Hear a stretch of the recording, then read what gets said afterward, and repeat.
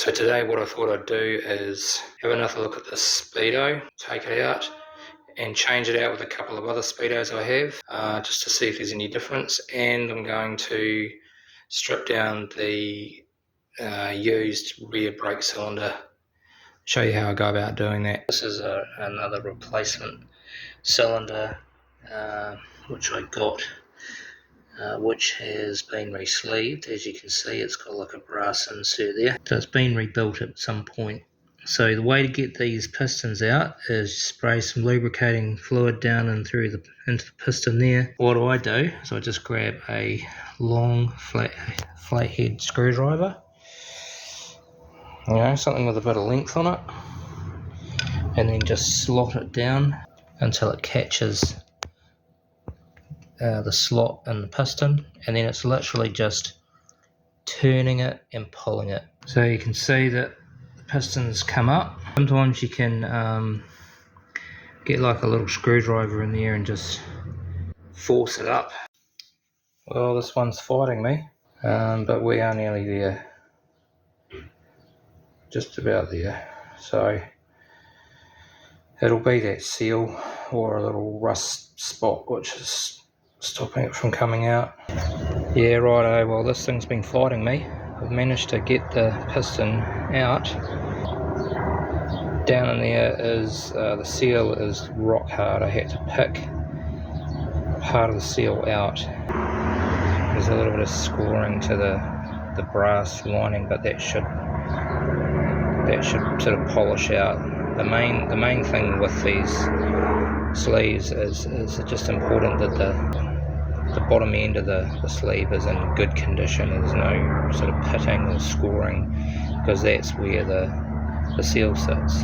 So that's really all that matters. So we'll see if we can get this out with some pliers. Alright, I'm underneath the piston now.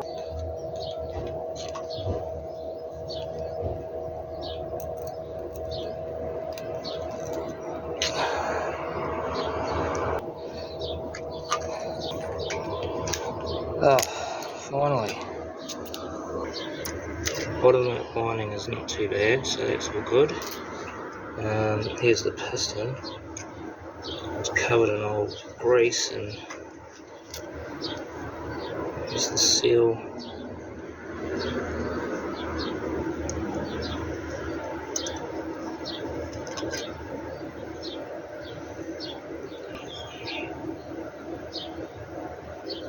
Yeah, that's not too bad at all. It's a bit scored up around here.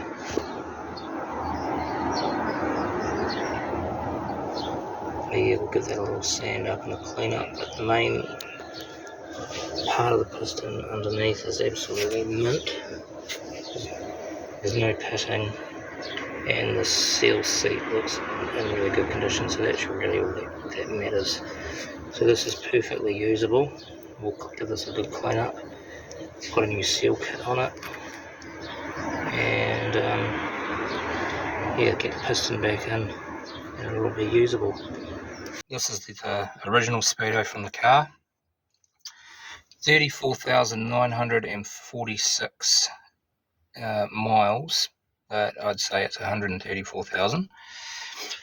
I've got two speedos here, so we'll try this. We're going to try this one first. I've already disconnected the cable. It's literally just reach up behind and unscrew it, and then unscrew the cable and screw it into this one.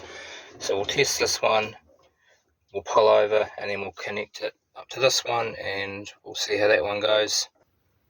If one is better than the other, then we'll install that one.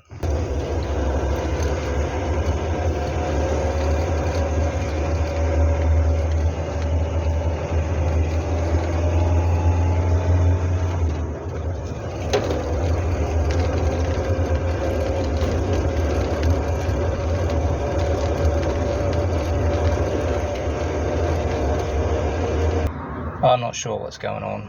I thought that one would be okay, but yeah, it's not as bad. Let's have a go at this one.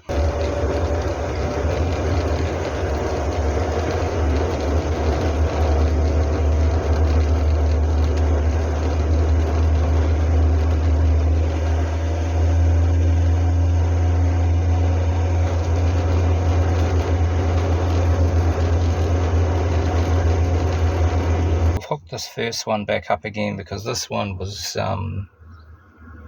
clicking, making a clicking noise, so like a ticking like a clock. So I've hooked this one back up. I might actually install this one and just try it sitting up on the dash, take the cable back out, give it a clean, lubricate it, and just see what eventuates.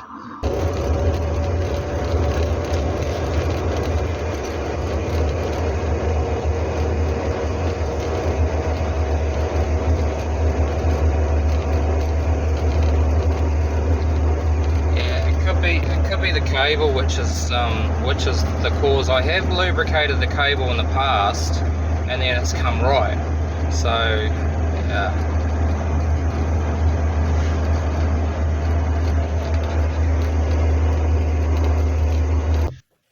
Alright, well, we're back in the garage.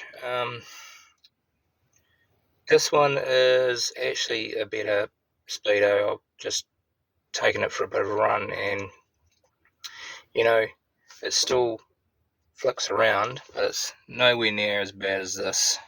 And this one just clicks like a clock, and sort of the needle sort of up and down and all over the place. So I think we will go with this one. I'll install this one into the dash and re-lubricate the cable, and it might actually run a little bit better once it's up sitting where it should be sitting. You know, there might be less curve in the cable, which might be affecting how it's working. So we'll go ahead. I'll show you how to take out the dashboard, take out the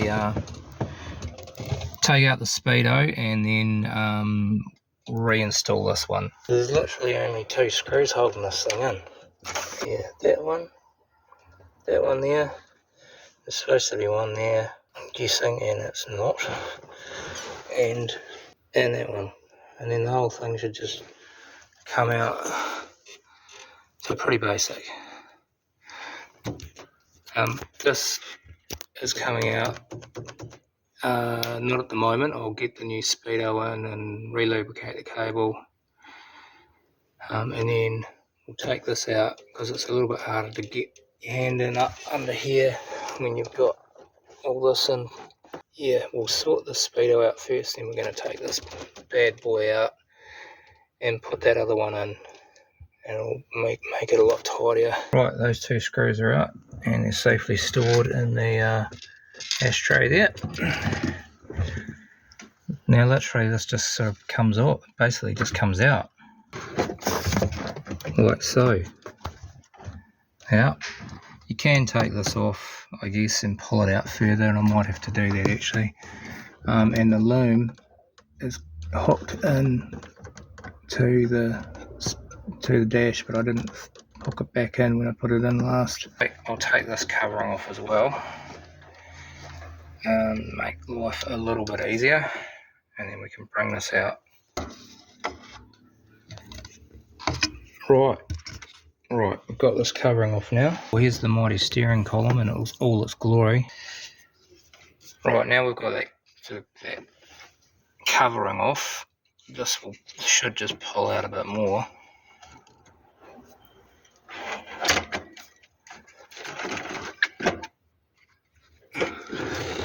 Giving you a bit more space to work with. And that's the back of the speedo there. That's the bulb connector. And down in there, see if I can get the camera in.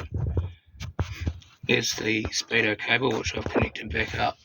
That thing at the top there is for the trip. That's the trip meter. A post and a knurled nut, and there's one on the other side, and that's what's holding this bad boy in. You can see the bracket there running down behind, so that pushes up against the dashboard and keeps the speedo in place. On this side you've got some earthing wires which go to the warning lights, so they can be a little bit fiddly, but they've got to go on first and then just screw it on. So yeah, we'll take this out now. Well, that was pretty easy. Getting it in is a slightly trickier process, but because there's not a lot of room in there. So yeah, that's the light. Those are the two earths for the warning lights. That's the speedo, obviously. That's the trip meter cable. These two guys you do not want to lose. And this is the bracket. Right, so we've got the trip meter connected, and it does work because I've just reset the trip. We've got the light installed, and now it's just getting this bracket in. So you've got to get it in underneath, like this part here sits underneath the trip meter. I suppose you could technically install it without the trip meter and try and connect it like once the speedo's in, but I have tried that before, and it's really difficult. So so this is sort of how I have done it previously. Connect these two up. Like get some tape or some string or something around those earth wires, because they're a real pain to attach. But they've got to attach back onto that right post there first, after you've put on the bracket, and then you just put in the screws afterwards. So I will spend some time getting this installed, and yeah, we'll come back after that. Right, it's in. That literally took me 10 minutes. And yeah, so when I first took this speedo out a few years ago, I didn't take the dashboard out, and it was an absolute nightmare to get back in. So if you take out any of your gauges, take the dash panel apart, like take it off, because it just gives you that much more room. You probably won't be able to see in there, but she's all secured up now. We'll go and hook up the battery, and we'll just check that the light is working, because sometimes it comes disconnected from the connector that it connects into. So yeah, I usually have to muck around and get that back in, but let's go and check that now. Yeah, you can see there the lights are working.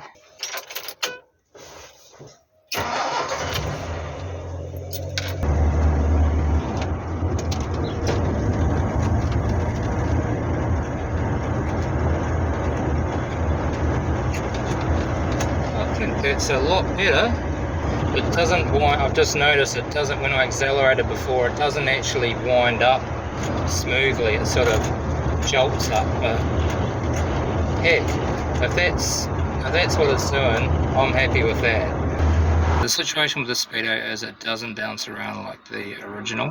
However, when you're traveling at 50 kilometers per hour, it indicates 60. So that's the same as the old speedo, and it's not jerking around like it did. You get up to 80 kilometers per hour and it's reading 105. And when you go up to 100 kilometers per hour, it's reading 130 to 40. It becomes more inaccurate the faster you go. Alright guys, well that's where we're at with the speedo at the moment. I need to think about what I want to do, but I don't think I'm going to keep this speedo in. I might just put the old one back in and run that and see how we go. It's not a major to get this speedo in and out. I've got it sort of down pat now. Alright guys, well thanks for watching. Stay tuned, and I will see you in the next one. Not so fast, fellas. You thought that was the end of the video, didn't you? Well, a little bit of an update. I watched a video on YouTube. He needed to attend to his speedo cable because his Smith's speedometer was starting to bounce around, only ever so slightly, but it was starting to bounce around. So he removed the cable, and this cable was manufactured to original specifications from a company It specialises in classic car speedos, including Smith's speedometers. He showed the original instructions that came with the speedo, and it dates back to when, back in the 60s, around that era. It talks about how to check that your speedo is working correctly and how to lubricate it and install it. So from watching that video, I've come to the conclusion that although the speedo is probably worn to some degree, I think the issue is the speedo cable. It's just the other two speedos I've tried, one is way out of sync, but all three of them bounce around. I'm going to try out just a second-hand spare speedo that I'm aware of locally, and I'll see how that goes. And if it doesn't, if that one is not right, I will order a brand new one from the UK. I'm going to leave the video here, guys. Thanks for watching, and we'll see you in the next one.